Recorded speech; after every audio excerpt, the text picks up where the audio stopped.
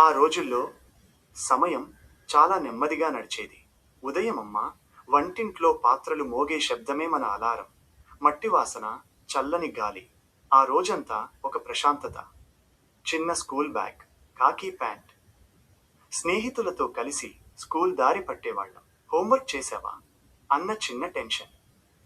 Bell మోగగానే దొరికే ఆ స్వేచ్ఛ. అదో అద్భుతం.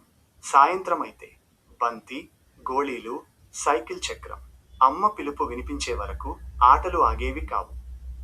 కరెంటు పోతే నక్షత్రాల కింద తాత చెప్పే కథలు మనసులో భయం కాదు, భరోసా నింపేవి. అప్పుడు డబ్బు తక్కువ, కానీ ప్రేమ, అనుబంధాలు ఎక్కువ.